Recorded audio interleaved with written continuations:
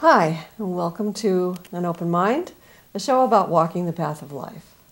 Today my guest is Pena, and Iris works with children and teaching them the importance of metaphysics and, I assume, soul-searching and self-knowledge and self-awareness. She's going to talk to us today about how she does that and much about her experience on her journey. Hi, Iris. Hi, Anita.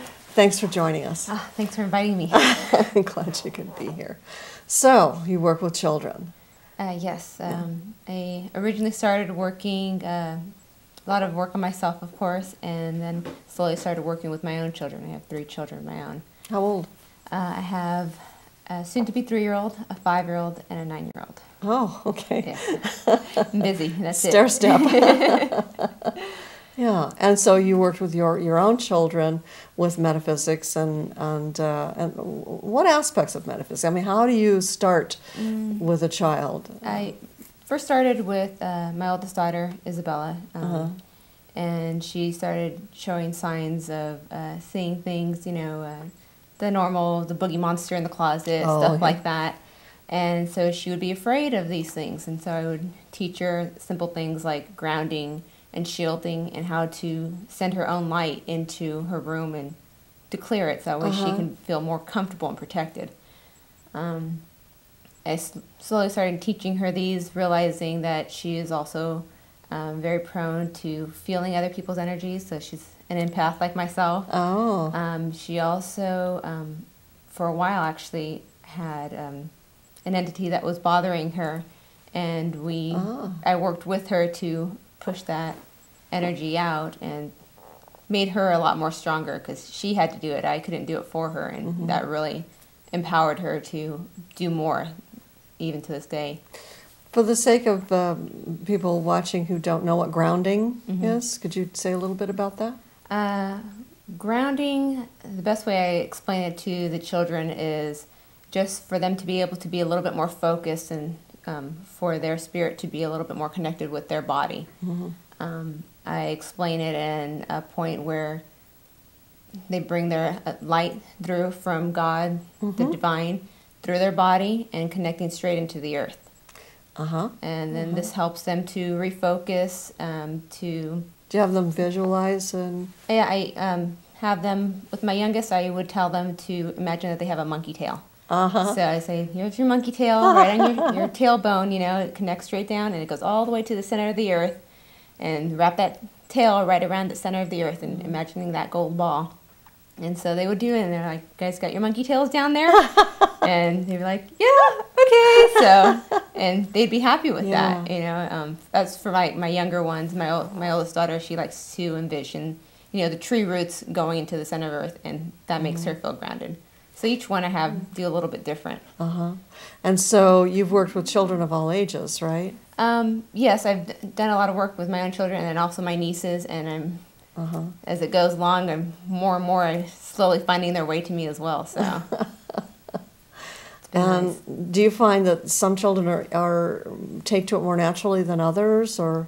Yeah, I think the biggest thing is just trying to connect with them, especially the older ones. They're like, whatever, I know so much more about this, and I'm too cool for so much of this, which would be my nieces. But still to this day, they know how to ground and shield themselves when they go into different situations. So they may go, I'm too cool for this, but they use it. Yes. Yeah. Oh, yeah. And little ones, you find that little ones are like, what's the youngest you would work with? Well, the youngest would be my soon-to-be 3-year-old son. Just recently, he's been showing signs of feeling energies, and he'd tell me, he's like, Mom, I'm scared. I'm scared of the dark. You don't have to be scared of the dark. I'm like, what is it? And he's like, there's a monster there. So I go, well, where's the monster? And he points right exactly where he sees him and feels him. And I'm like, okay, what do you tell the monsters? He starts off real soft and he goes, go away. And I'm, well, what else do you tell him? This is my room, And I'm like, have you gone yet? And he's like, mm-mm. I'm like, okay, tell him to go away again. Go away. So he says a little bit stronger. And he's like, and he just takes a deep breath, jumped up, ran into and put himself in bed. And I was like, oh, okay. And it was just a real sense of empowering themselves, you know, and finding that own strength. And he's able to get rid of that energy, and he jumped right into bed and was fast asleep in a few minutes. Oh, that's great. So it was something so simple, but just that I stood by him, showed him, you know, just giving him that little bit of confidence, telling him, like, no, this is my room, and this is not for you to be here, and pushing that energy out. So what's important about, in general, teaching children about metaphysics? What do you think is the most important thing? I really think we have so many of these old souls coming to the earth in these little bodies. Yeah. And they're so, I think they get a little bit lost with, you know, the adults who are saying there's no monsters in the closet, there's no this and that, and then they get confused. And so they feel this, but somebody else is telling them no. And I just really am trying to empower them and know that what they really feel and what they already know it's true in their heart is there and is right for the taking for them. And so I just really want to redirect them, even if it's just as simple as protecting themselves and guarding from a lot of these things, or and hopefully later on finding their path in the light and venturing that way. But right now I just really want to find that, give them that strength and that protection that they really need. So do you think a lot of these children that you work with and will be working with are what are called indigo children? The indigos, the crystals. Crystal, blue star, there's another name for yes, that. Yeah. And then there's the rainbows that are supposed to be the newest ones that are coming to the earth as well. Yeah, I mean, I know a little bit about it, but could you, I mean, I don't know if you even know, but if you do and would like to talk about maybe the difference between indigo, blue star, rainbow, and so forth. I'm very familiar with the indigos and indigos and crystals. The indigos have been sent here as army troops almost to take down a lot of our old barriers, our old ways of thinking, change the school systems, change the government systems, and heaven knows it needs changing. Yes. So, and just really breaking through a lot of this stuff. They get their name from the color of their aura. It tends to have a lot of that indigo color. And indigo is like this purplish dark blue. Yes. And they come in, they have these warrior spirits that they just want. They're those kids that usually end up fighting you a lot. It's very hyperactive kids.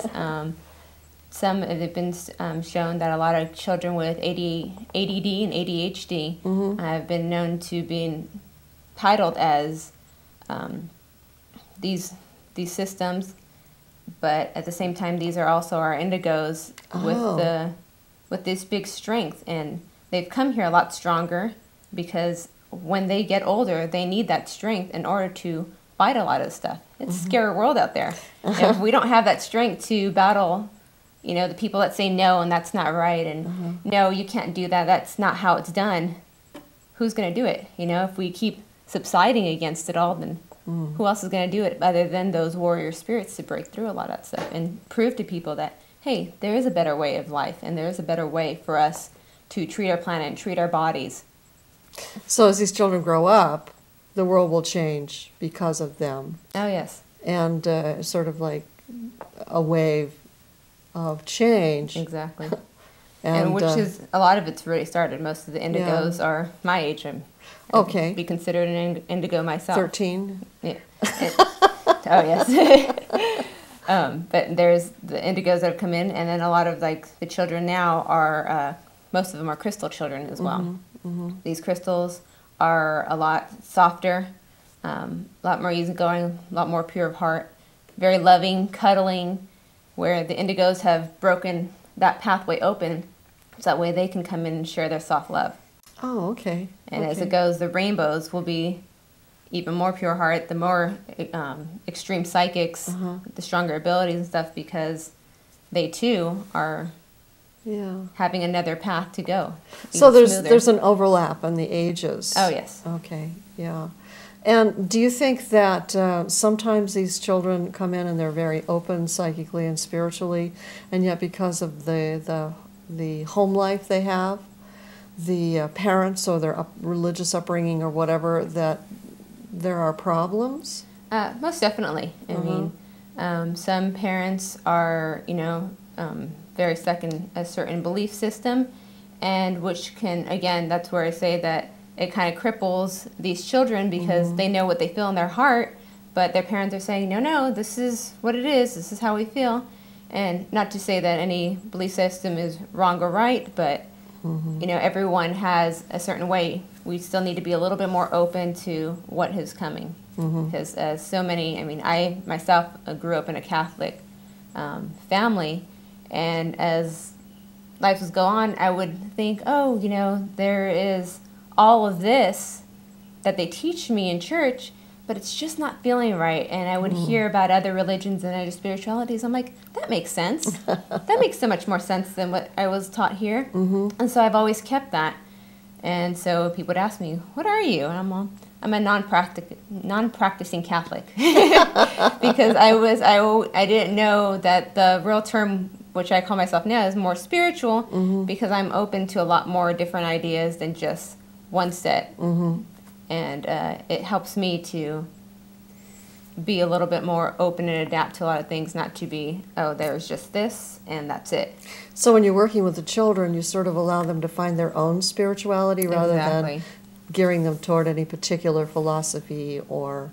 Most definitely. I want to teach them that, show them that there is a variety of things and let them be able to decide for themselves. They will go with what they know is best. They're going to go what's really true and pure in their heart, and that's what they follow. Children are so much more innocent and so straight, honest, They say the darndest things all the time, but they're straightforward and honest, and they're not going to lie to you. Well, well, during certain points in times, yes, you're right. But I think in a venue like you offer, they're less likely to be defensive or play games, because oftentimes children will play games with adults to see how far they can push them. Exactly. I remember doing that. Oh yeah. But in a venue like you're offering, you're allowing them to express themselves in a very special way.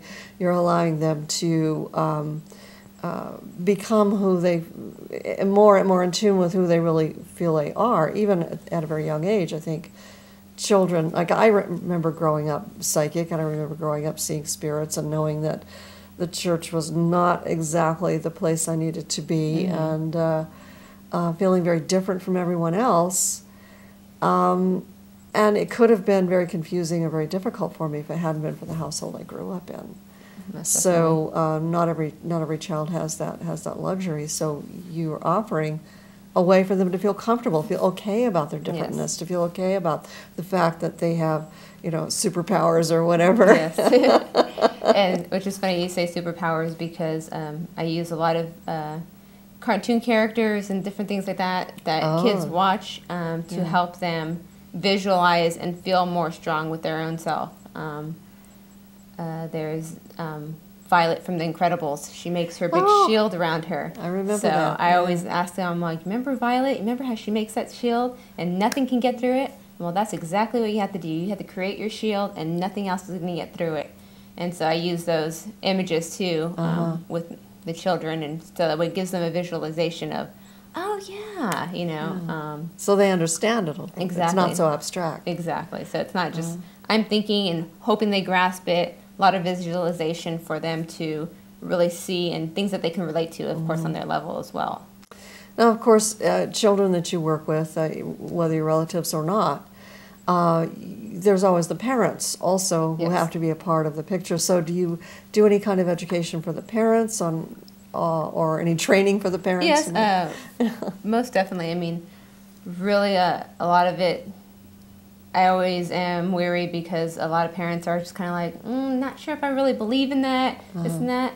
But then there's parents that at a certain point in time, they're just looking for some way to figure out, is this really what's wrong with my child or not? I'm open. I'm having problems with my child for whatever reason. I'm open to try anything. And if it works, great. And if not, then okay, you can move on. Yeah. So, yeah, there is a whole training process. A lot of times, it's a dual thing. You're kind of talking to the parents, you're talking to the child. Most of the time, the parents have just as many troubles as the child does. and they don't even know it, you know. And so when I start pointing certain things out, do you feel this? Do you feel that? You know, and they come back and they're like, well, yes, I do. I'm like, okay, well, try this out or try this out and tell me how it works for you. And they come back and say like, oh my gosh, I felt such a difference by, you know, just doing the simple things you told me. And I'm like, you know, you can do the same thing for your child too. So they just never really recognized Yes. What was going on with them. Exactly. I mean, so many of us don't know until we've gone out there searching. They're so focused on the child being different and Yes. thinking maybe it's a problem. Exactly. And then, so how does it, let's say there's a scenario where parents are, you know, not dead set against it, not really, you know, afraid of it or anything, but they're not sure if their child has a problem or not. And how do they come to you instead of going to a psychologist? Well, most of them have already tried the psychologist and have done a lot of this stuff. So if they haven't, you know, I always ask them, you know, little things. And I try to, my main focus is I really want the parents to be comfortable with what I'm teaching their children. I mean, I'm always wanting to see what what the teachers even in school are teaching my children and make sure that everything's okay. There's a certain standard, you know. So I do try to make sure that they're comfortable with it. I really try that just to opening their minds, you know, little things at a time, because, you know, you try one little thing at a time and that helps you to really understand what's going on. So you work with meditation, visualization. Do you work with any other tools such as like crystals or arts or anything of that sort? Yes, I have a couple of pieces that I've created, a little chakra coloring system of chakras, so the children kind of see where their chakras are. Stick them on with Velcro or I sticky have, tape or something. Cut out the little circles, and that's something that I've done with my nieces as well, which they all feel silly doing it. And I'm like, okay, let's go and put each circle on your chakras, you know, and they're all sitting there like, we feel silly. I'm like, yeah, I know, but this is fun. You know, let me take a picture real quick. So I have the coloring of the chakras. I also have another one that I've created to show them how to shield, and where they actually have to create their own grounding cord. It's a picture of the earth and a little child standing on it. It has a shield all around it, noticing that the shield goes underneath the earth as well, so it's not just stopping at their feet. It goes all the way underneath them, and then they have to draw that grounding cord, so that way they can visualize and they're creating it. Also have stones that I work with, different kinds of healing stones, and just a couple little games here and there. It's all interactive. Children don't really always listen when you're just talking and talking and talking, and they're just like, I just lost that one after 2 minutes. I know some grown-ups like that too. So have a lot of different activities. Everything has to be activities and hands-on for them to learn, and they just grasp it that much better because it's fun for them. So, what kind of changes have you seen in children after they've you know, taken your training or your what do you call it, program or programs? I guess classes, whatever you want to call it. I've just seen a more inner strength, that willingness to want to learn and want to be able to focus, to really to be proud of themselves and to really be connected, and for them to feel that they're special and not that they're lost, because a lot of these children, they know they're different and they feel that they're different and they're not really sure why. And in most cases, when you're different and you're like not with the in crowd, all of a sudden you're not cool, and people kind of tend to shun you away, you know. Yeah, and that's important for kids. Yes, and they really want to be accepted. So for them to be able to, I really try to empower them and give them that inner strength, and that really helps them to just go out there and be a lot more proud of them and not to be so shy, and to be able to focus on their work better, and just have a little bit smoother way of life for them, really. Yeah. So. Well, that's wonderful. And what are your plans? Do you have plans like where to take this training program you have, or and open a school, or what? You know, and the funny thing is that thought crossed my mind, and I was like, whoa, I'm getting way ahead of myself. But I guess, you know, it's everything in baby steps, and I'm really just trying to get that crowd to come in first and really work with those, and I'll see where it takes it. As the people come and call for more stuff, then I'll give them more stuff. But I definitely, I think there's so many children out there that really need the help, and even parents that are looking for more help and looking for ways to help their children, and then they help themselves at the same time. So it's, you know, it's an all around, an all around path. Do you have family activities with the children, or do you have activities just with the children, or do you do both? Or right now I have things mainly for the children. I do like to interact with the parents afterwards and discuss, like, you know, did you have any questions? Is, you know, something that you didn't understand? Well, kids are different around their parents. Yes. Yeah. And that's where I do ask that, you know, the parents are to step back, and of course they can stay and watch and, you know, see, but we're going to separate and we're going to do this, you know. But, you know, it's also the children sometimes feel, especially in a new environment, they feel a little bit more comfortable knowing that mom and dad are there sometimes too. So it can go either our ways, and as they learn and start to trust me and feel more comfortable and connected with me, they slowly start coming out. They slowly start asking questions and going like, well, I had this happen, like, what is that, you know? And then I kind of explain it to them and let them know, and it's like, you know, it's okay, this is all right, and this is how you deal with it. You know, try this and tell me how it works, you know. And this is wonderful, because this is something the parents maybe don't know how to do. Exactly. They don't know how to support their child's specialness. And, you know, and we're always learning and watching and reading books and trying to figure out better ways for our children and stuff. So this is just one more way to help. On top of all of this, you know, teaching the classes, I'm a healer myself, so I do my own healings, and so I help the children to also be able to embrace that part of themselves on how to heal and how to heal themselves and their parents and moving on. So that's another precious gift that so many of us have, and we're not open to it as well. Well, would it be possible that perhaps in the future you might be even teaching other teachers how to work with children?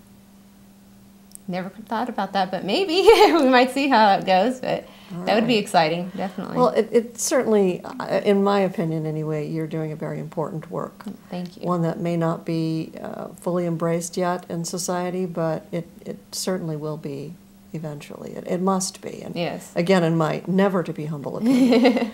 And I wish you well. Now, if people wanted to reach you and ask questions, do you have a website or email? I'm working on a website. Okay. Right now, you can email me at healerspath.com. Healerspath.com. I'm sorry. Let me say that again. You can email me at healerspath@gmail.com. At gmail.com. There you go.